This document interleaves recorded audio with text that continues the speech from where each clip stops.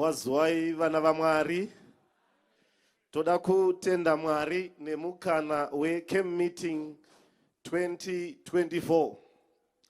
Ellen White anoti, in the last days, ma convocations kana ungano tsvene yakaita second meeting is one of the special places Mwari achasimbisa nekudurura later rain. So kana tauya camp meeting munhu oswera ari kutende ivo Mwari vari pano, it is treason within the camp. Kupanduka is to wage a coup in the presence of God. But Mwari vatibetsere. Sermon yangu mangwanani ano inobva book ra Acts chapter 27. Musoro wenyaya unoti kuzungurwa kunotyisa kuri kuuya. The coming of a terrible crisis, or the terrible crisis is coming. That's Acts chapter 27, verse 10, vachaiverenga. 1912, kunogadzirwa neStarline Company. Vanogadzira a ship known as the Titanic. Titanic was a name rakabva from the Greek goddess ainzi the Titanic deity. Zvichireva kuti a powerful God. So vagadzira that ship chakasumuka in Southampton in England 12th April. Ndobva chapiwa nickname. I know you are familiar with the nickname. Bavati, even God can never or will never sink this ship. Chechi Amari kana munu kaitama achievements. If you flatter and bask in praise and glory, don't go to the extreme to put God in your matrix of equation. Vaisamari, it only took 3 days. It was just but enough. Novachanorowa, an iceberg that was 30 meters high. Pachakanoti, the sound was audible to everyone. But my DJ akati, calm down. Don't you know, even God will never sink this ship. Because chavene ainzi magnetic water doors. Such having 16 compartments. Zanga dziri pasi. Saka engineers. There were 400 engineers and architectures vakaungana vakagadzira the Titanic. Saka vakati chero chikatsemuka, it will sail and reach to the shore because chinogona kunwa mvura chichifamba chikazadza 4 compartments chinosvika asi chikazopfuura 5 chisviki. Saka vakati in any case of emergence we will sail home. But little did they know, it was just but a disaster. Midnight, the pakati pe Atlantic Ocean, chaitakura vanhu 3,000. Saka mukaverenga chinonzi changa chakareba 270 meters, 28 meters wide. The tallest building in the whole world was 229 meters high. So rather than the best technology and invention yanga iripo nguva iyo. What were the results? Some died vamwe vakafa on ice. Many casualties. Vakafira muchikepe. Pakangosara 711 only reached to the shore. The rest, vakafa. But I want you to bring to you, there is a layman. There is a man who was not educated. In Genesis chapter 6, a man known as Noah just believed the voice of God. Not a qualified engineer, made a ship that survived the catastrophe. Kana Mwari akataura, his ship will never sink. Saka ndoda kutaura kuti Savada inoi. In the last days, this is the ship that will reach to the shore. But chikepe each, as the caption of the message, a terrible coming crisis. Chikepe each, chichasangana nema nekuvuvuta kunochikisa. Chichatsumba kutsemuka, achitsemuki, chicharereka. But I want to give you an assurance, ladies and gentlemen, don't move from the ship. Musabuda muchikepe.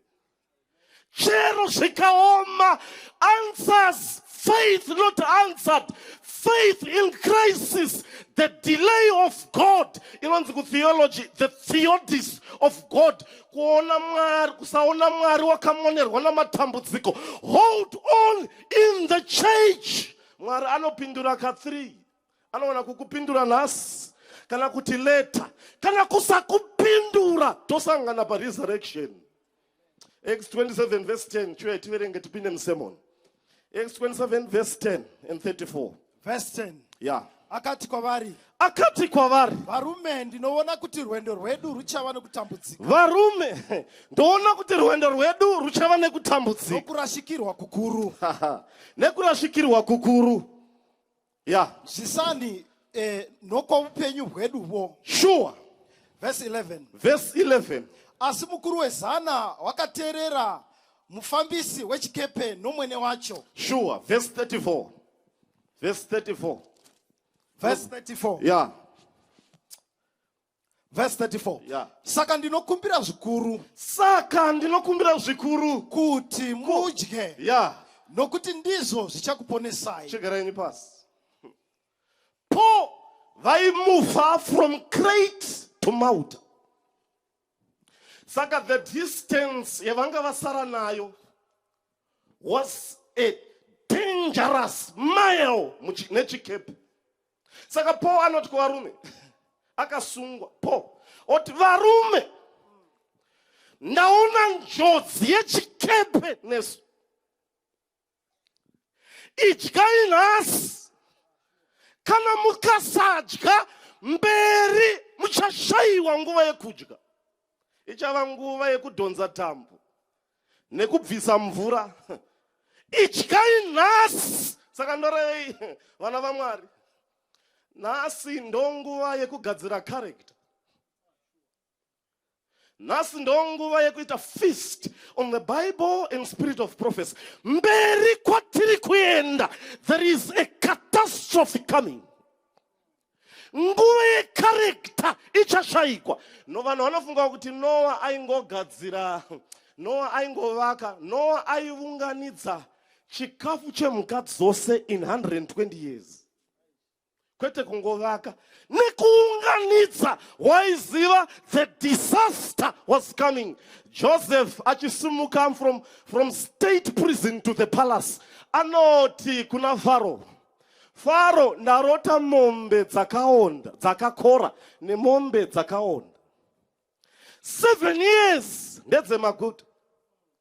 But it's not tevera ndedze nhamo. Unganidza in times of peace and prosperity. Because the crisis is coming. Church yaMwari tichiri kuungana so.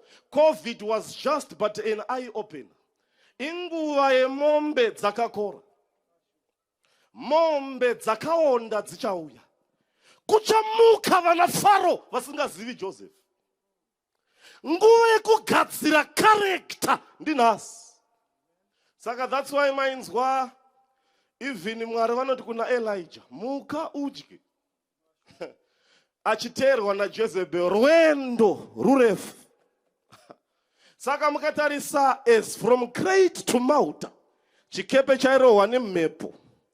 It's from 1844 till to the close of time.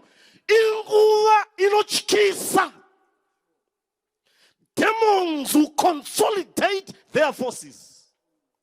Saka chikepe ichi chichasangana neanonzi demonic orchestrated challenges. Saka rega tisibate number 1.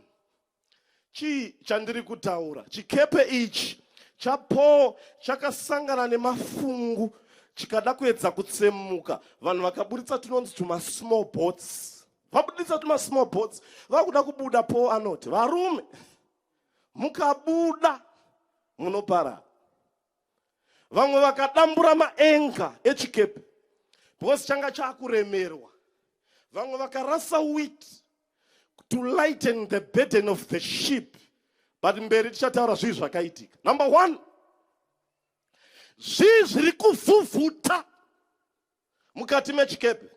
Number 1, kune inonzi political shaking. Udza munhu ari parutivi rwako kuti political shaking. Is it Kadesh Barnea?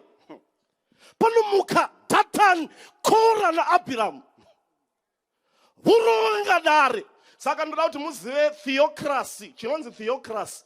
Vanga vasina leader. Akanga ari leader chaye. Yaitungamirirwa naMwari Israel. But Mwari, he separated the church and the state. Aitungamirira the state was Moses. Ndiye pamutemo. Aitungamirira church was Aaron. Moses aisapa zvipiriso. Aimira ari muprista was not Moses, it was Aaron. Mazuva aSamuel. So anonzi usaenda kuhondo svikira ndauya.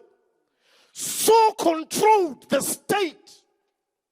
Samuel controlled the church. Uzziah wayakarohwa nemaperembudzi. Uzziah, his land was the state, not the church. The church was for Ahijah. Saka rudzi rekwaRubheni rinoti chigaro chestatehood ndecheimba yekwaRubheni kwete Moses.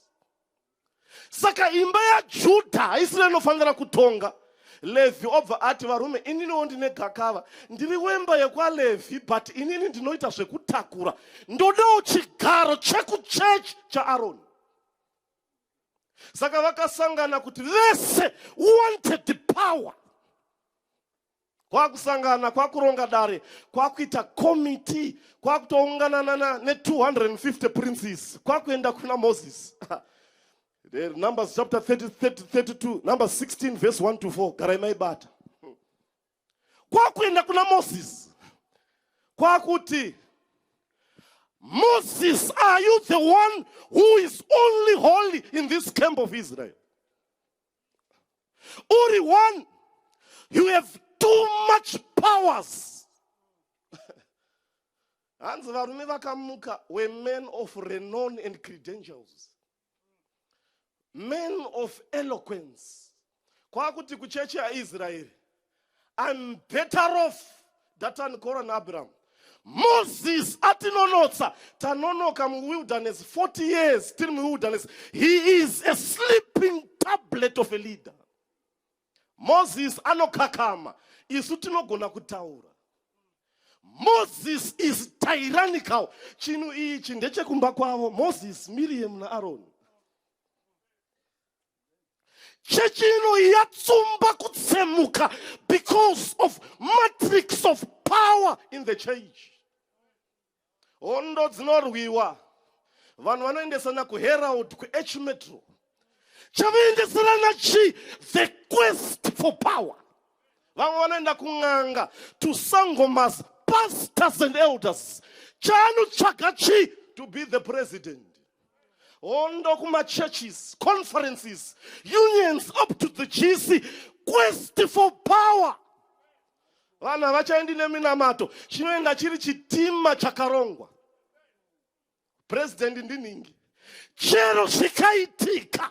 We are just but at Kadesh Barnea, just but remain in the ship as it is. God will sail through with his church. Musabuda mu church. It's a confrontation. The students of the devil, light and darkness, toda kuenda kumusha. Varipiko chechi ya Mwari, isaitsvimbo mutabernacle, musatarisa position ne influence, ne intellect yemunhu, rega mweya ataure, asarudze waanoda. Munyori wandinoda anoti, power abused in the nation, even by presidents, is less dangerous than power abused in the church.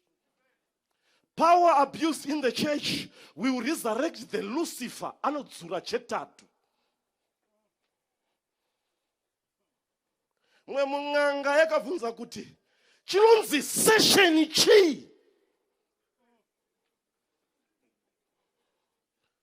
Kutsvaga simba. Let me tell you, ladies and gentlemen, paita confrontation, Moses anotsoka oti varume, depart from the camp of Korah. Panga pasina kumira zvakanaka. Kune vanhu vanotumwa, some are elders, some are deacons for political matrix. Depart from the camps of Korah. They say that all position seekers will be sifted away in this church. Mwari anouraya. You never fight this church. Kune vanhu vari vatsvene who were injured in this church. Saka Mwari ari kupa mukana. If you are Korah, move away from that. Nzvimbo yainzi Kadesh Barnea, in Hebrew yainzi the Holy Kodesh. Yaive nzvimbo Mwari yakapa, ndo pakarwiwa naAbraham achirwira Lot akakunda vaAmarek. A position of victory was a place shattered by sin. Ndo nzvimbo yakachema Haga adzingwa naAbraham aine one twist bread nemvura. Mwari akarova tsime. A place of miracles shattered by sin. Divisions for power. David anochema so afa ot varume. Don't publish it in Gaza and Ekron. Zita ra Mwari rinomurwa.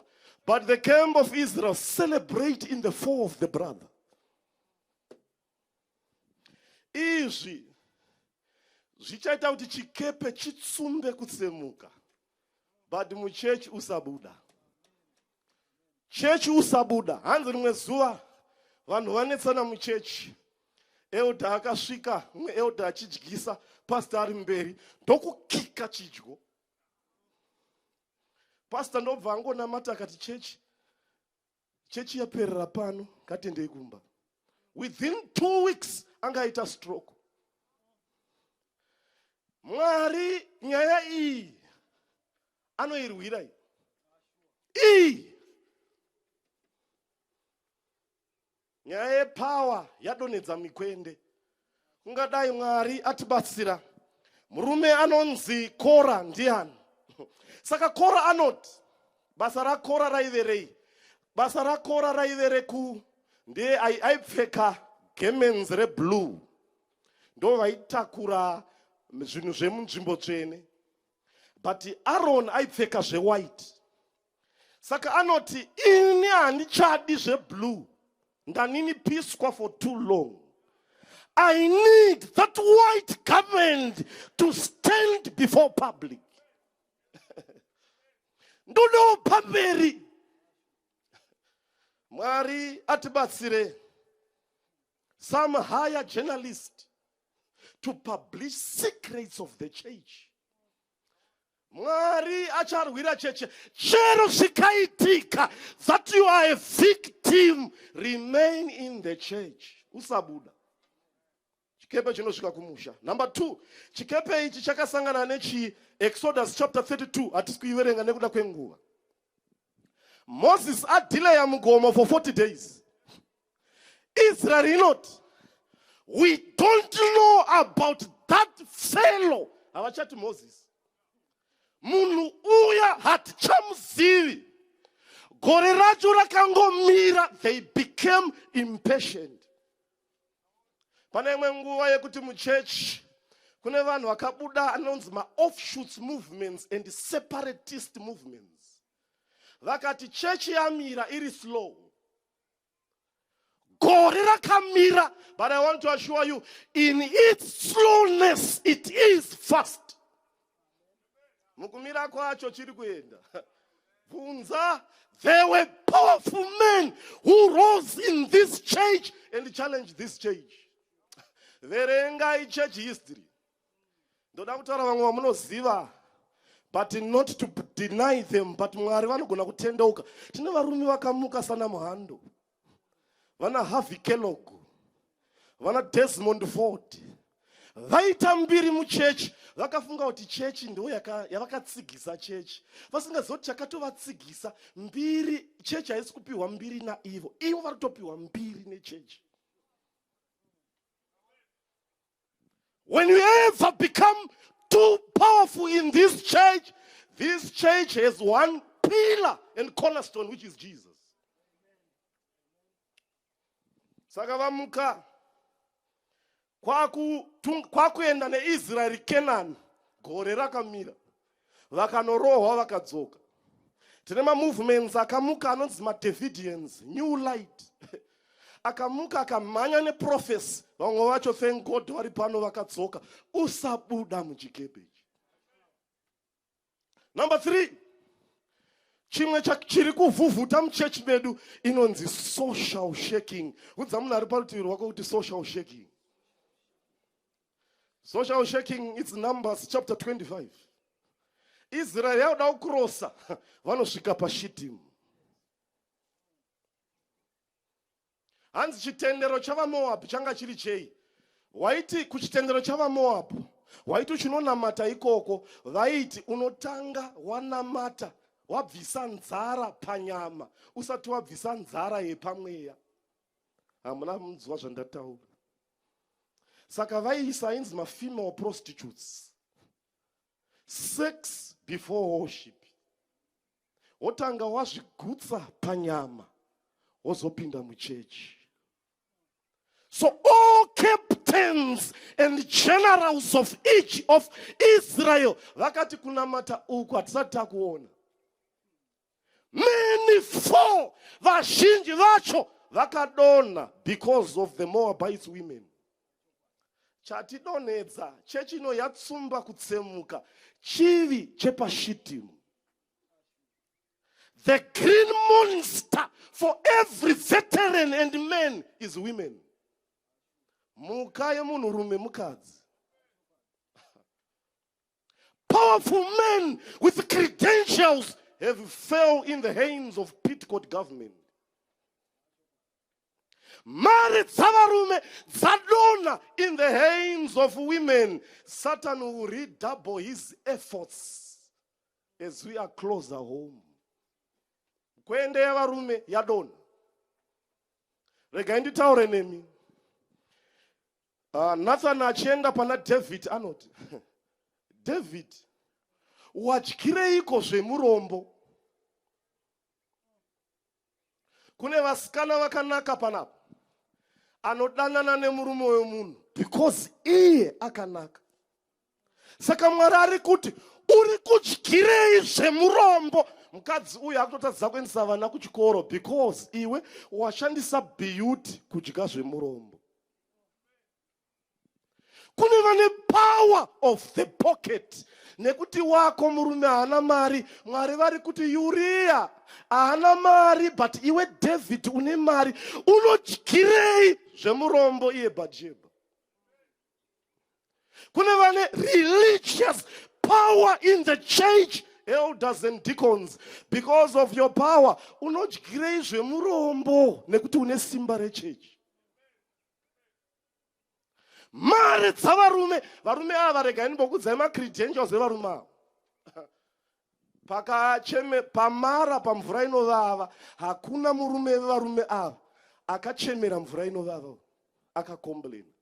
Havana kunamata zvimuru varume ava. Pahondo yava Amareki varume ava dzanga dzisiri mbwende. Mighty men, but fell in the hands of women. Mikwende iri kudona, haiziye kutamba nayo. We are just but at Shittim. Pashittim panondichikisa. Nde api ma idols Shittim.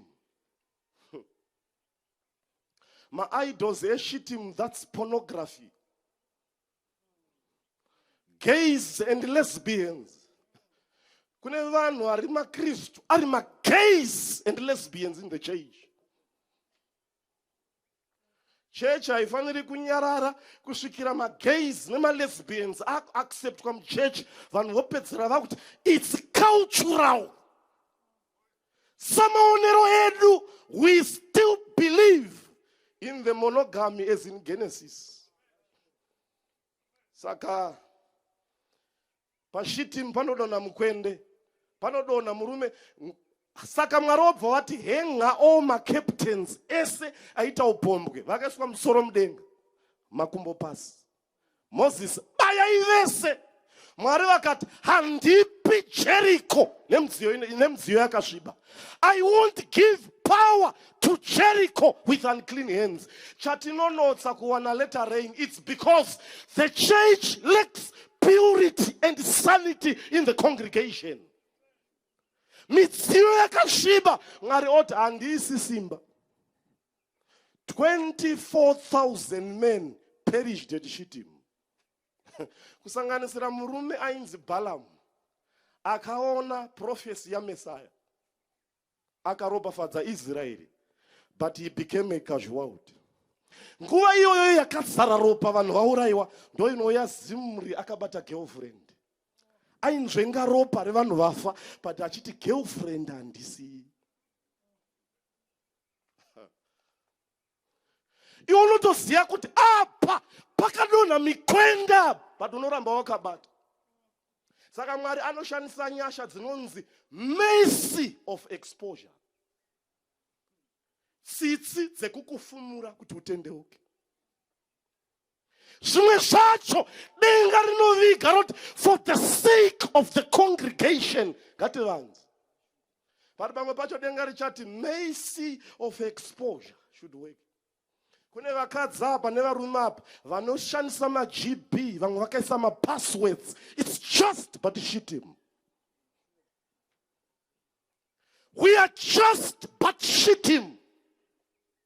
Sei tine vafundisi vese vakagara apa tikadaidza kuti varwere uyai tinamate havapori because we have archons in the congregation. We lack power.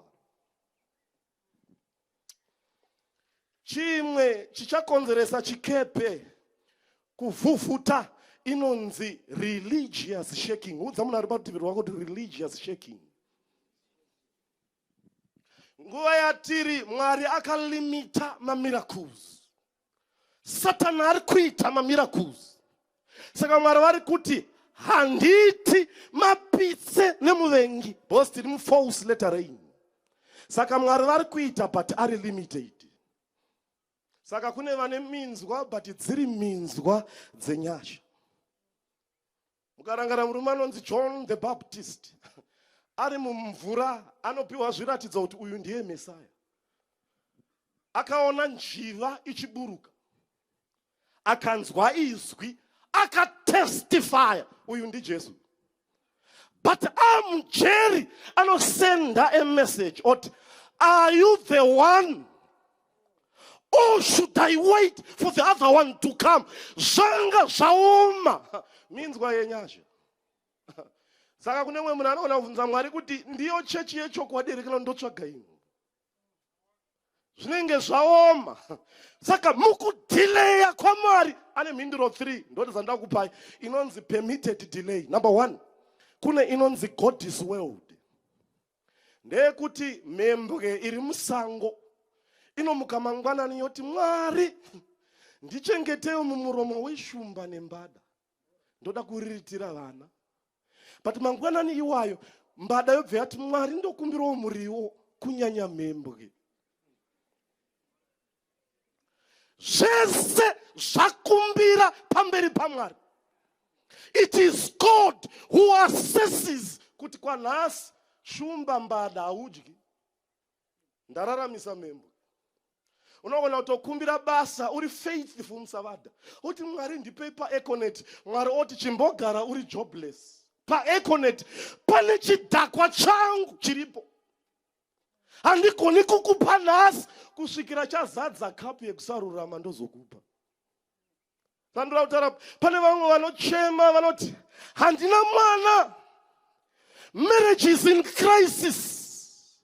Handina ndava single. Vanhu vanotaura you are in delay my brother. Just but remain in the church. God is faithful. Zvimwe zvacho inonzi God is war. Satan anogona kunge akabata but haabati for too long. Imwe yacho inonzi God is will. In the fullness of time. Mwari unozviita. Minzwa dzenyasha. In the last days, Satan acha consolidate my demons, especially to the faithful. Sebhuku raJob. Karasa Job pakarohwa nemaronda. They were demonic orchestrated. Zvokuda yakaenda kuchipatara. Vanachiremba ve-X-ray, right? Hatina chatinoona. Hapana chatiri kuona. Whereas it is the torture of demons. Zvichaitika Satan anenge achida kufrustrata vatsvene vaMwari. But saka tiri munguva inonzi religious shaking. Vana vaMwari vakaremerwa nema-challenges. Mwari achita seasinganzwi. Aiwa, Mwari anonzwa.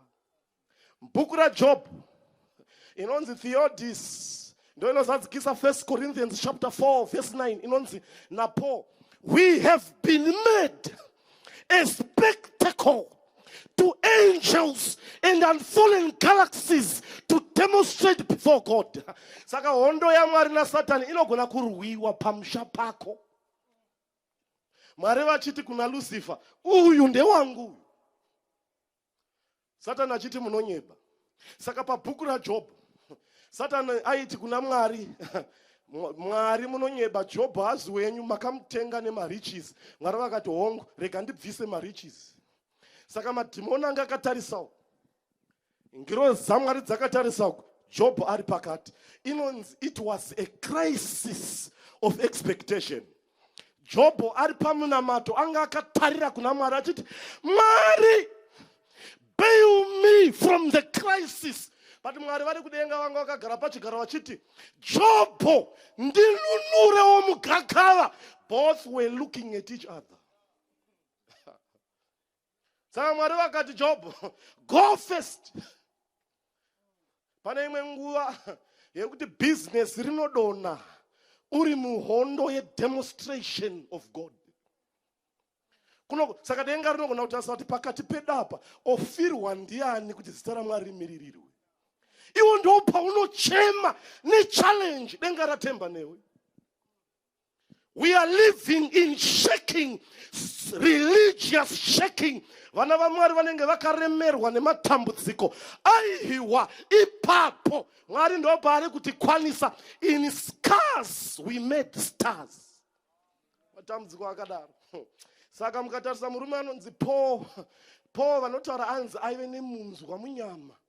Vamwe vaiti kana apa pulpit aisafa yainzi continual diarrhea disease.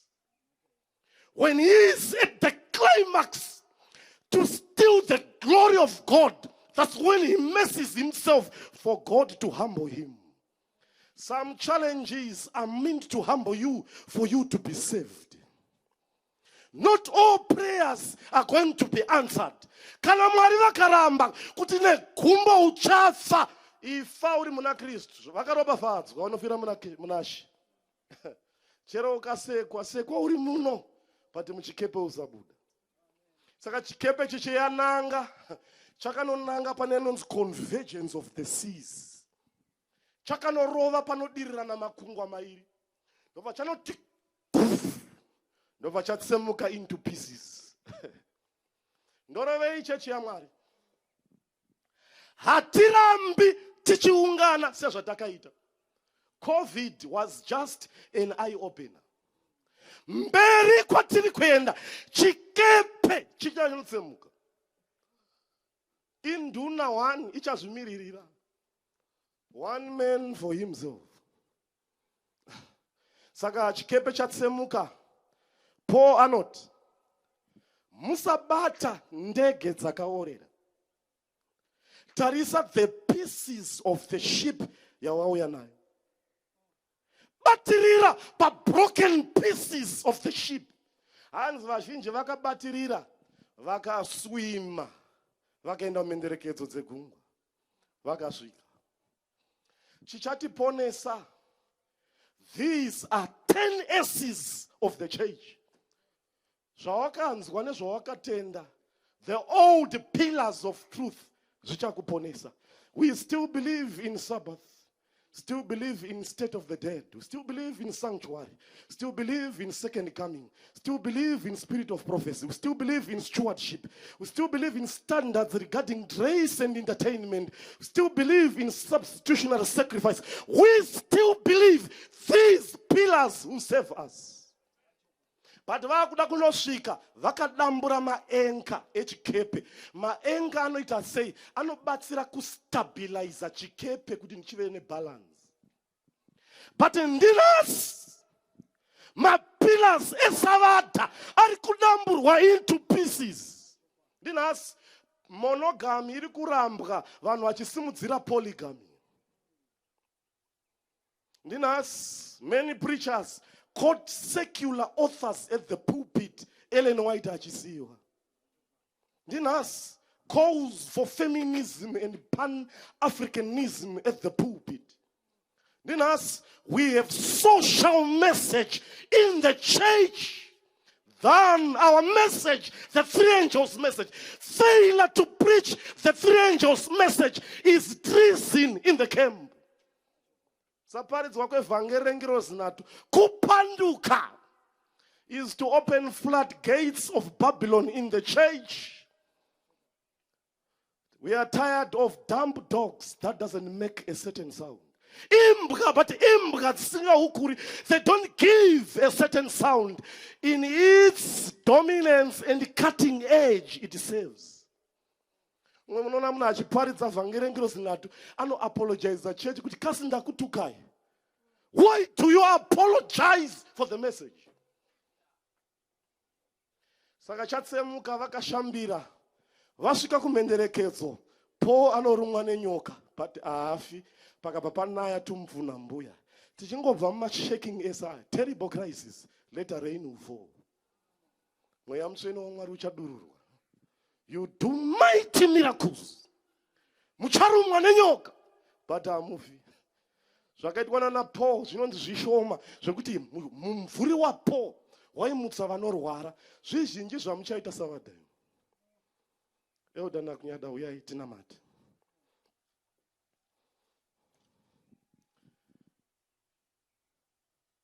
Dorangarira ndakutopedza. Kunomuka murume ainzi Thutmose III, the most powerful pharaoh. Exodus chapter 14 verse 6 inoti. Thutmose III was the ever most powerful pharaoh ever in the files and records of Egypt. Hakuna pharaoh akadaro ever. Thutmose III akamborwa ne-130 nations with their soldiers akava destroyer ari one. Saka murume anonzi Davidson anonyora hondo anotevera nhapwa dzananga nepagungwa dzvuku. Hanzi akauya ne-200,000 spears for Israel unprepared for war. Mukaverenga Exodus 14 verse 6 inoti. He took 600 chosen chariots and all other chariots. 600 anambobvira akarwa. One chariot was equal to a barrack of soldiers. So he had more than 600 barracks of soldiers unprepared for war. Israel yaona mere yarira. Ngoro dzarira kuti dust rambumuka. Pharaoh is coming. Mwari ndo paanoda ipapo. Ipapo Mwari ndo paanoda panorwiwa zita rako. When Pharaoh upenyu akunetsa, Mwari anza wanga vari mberi. God moved from the front and went backwards to defend. Mwari kwakuvhara paRed Sea, Israel kwakucross. hanzi Mwari ndobva vabvunza kuti vatsvene vakrosa here, zvikanzi zvikanzi ko vamugungwa ndivanani, zvikanzi vatorwa, zvikanzi vaitire zvinoitirwa vatorwa. And they all perished. One powerful Pharaoh went like a dead sewage and his army through the Red Sea. Handizivi chinokunetsa, but this came meeting. The Almighty Pharaoh, God can demonstrate his power. Toda kuti tinamate nevana vaMwari, euda wemunamati. Tinotenda toda kuti tinamate nevana vaMwari. Some are disturbed nezviri kuitika muchikepe. Some are victims yezvaitika mukati mechikepe. Mangwanani ano anoti Mwari ndipei simba ndigaremo. Muimbi anoti kuti avigwa nedima tsitsi dzake ndogarira. Mumhepo huru yesimba ruoko rwake ndichabata. Kana varipo vanoda munamato wakadaro, simuka tinamate. Rogariro rwangu rosembe kuna Kristo andidawere nemo asemoze tara Jesu de kona Jesu neyo yangu zemwende.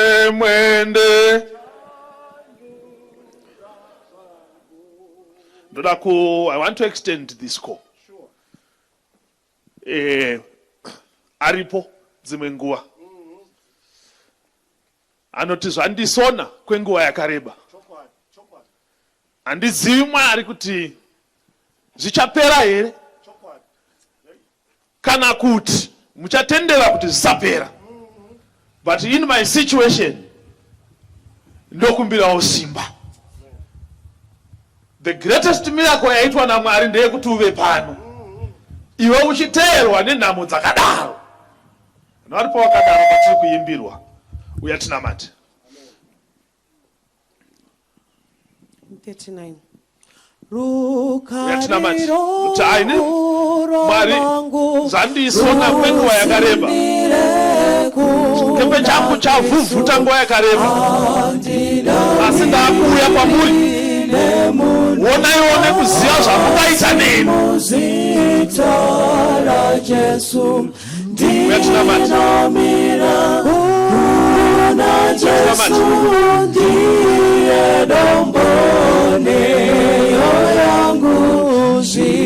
God bless you.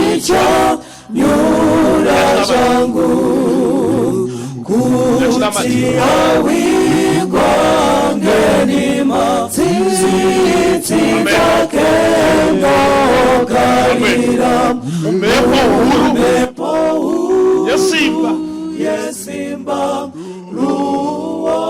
Mepo ya utano, mepo ya marriages, mepo ya spiritualism, mepo ya kushaiko kwa mabasa, economic challenges, kumukirana kwe mhuri, ruoko rwenyu ndoda kubata. Orakomborera yako.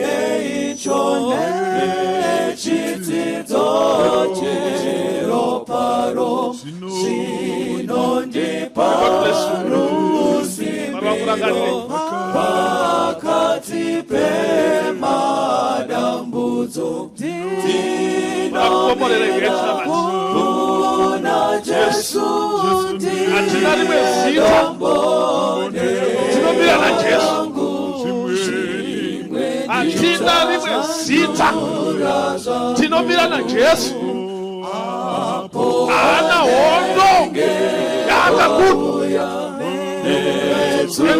Ana wake vanovhara history yeupenyu hwavo vari defeated. Hazviiti.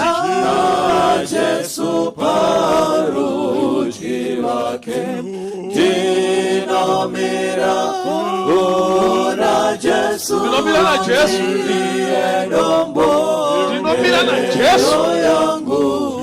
Zviri nani ndinyadziswa nenyika, ndakamira na Jesu.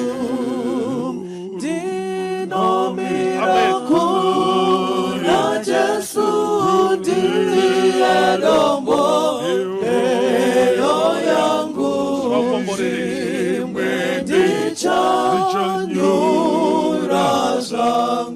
Thank you. Toda kunamata. Ya, pane pamwe paunombozvibvunza kuti handina kurasika yekupinda. Pane pamwe paunombozvibvunza kuti zvidhakwa zvinenge zviri nani. Pane pamwe paunozvibvunza kuti vasina hanya nemhuri dzavo zvinotoita sekuti zviri nani. But hold on. Tinosvika. Hold on. You have been positioned strategically. Mwari vakuitirei zvakanaka. Handidi kukureverai nhema kuti ndikuudzei kuti zvamuri kusangana nazvo zvichapera rini. But ndoda kukuudzai kuti Mwari akatarisa pamuri. Ziso raJehovha riri pamuri. Ngatinamatei. Baba vedu muri kudenga, mumangwanani anoshamisa matiitira chishamiso, kushandisa shoko rimwe chete kudaidza vanhu vakasiyana siyana. Message 1 yaifanira kudaidza munhu 1, but isimba riri mushoko renyu kuti mumessage 1 you speak to thousands. Mwari wekudenga maitei, mataura nesu nemutoo watanzwa, tibatsirei. Batsirai sangano, tarwira zvinhu zvisiri izvo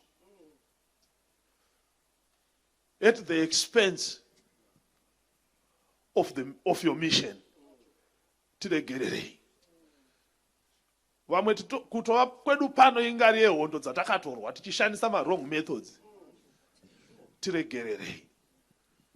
Varauya kumberi kuno, vamwe vasimuka vana venyu, vari mukati mechikepe chazunzwa nemhepo, vakatarisa zvinorasika zvikarasika right in their eyes. Asi Mwari wekudenga, nekuti muriko, we still believe. Mwari wekudenga, nekuti mune nyasha, we still believe. Zvaisafanira kuti vanhu vane nhamo dzakafanana nedzedu tikwanise kusvika pamusangano uno, but zvaitwa nemi. For you had an appointment to change the story of our lives. Zvinofanira kugumiswa, ngazvigumiswe nemi nezita raJesu. Zvisingafaniri kupera, tipei simba tisangane nazvo head on, nekuti muri Mwari. Pukutai misodzi pamatama, rapai mwoyo yakatsemuka. Nhasi zvichienda mberi, kwanzi nemuimbi, pandinosvika panyanza, mananda achindivhundutsa, handisisina zororo, ndichifunga kuti musha wangu uchamira here. Handisisina zororo, ndichifunga kuti ndichararama here. Handisisina zororo, ndichifunga kuti ramangwana vana vangu vanodyei. Ngandinzwe imi muchiti, fear not, I will pilot thee. Zevezerai mukati memwoyo yevana venyu pamangwanani ano, pamusangano uno. Ndokukumbira kwedu muzita renyu risingakundikani. Amen. Mwari wekudenga vakuitirei zvakanaka, vakukomborerei. Chaingoimbirwa just a stanza, vari kutipa munamato weku. Okay, thank you. Tatonamata the closing prayer. May God bless you. Mwari vakuitirei zvakanaka.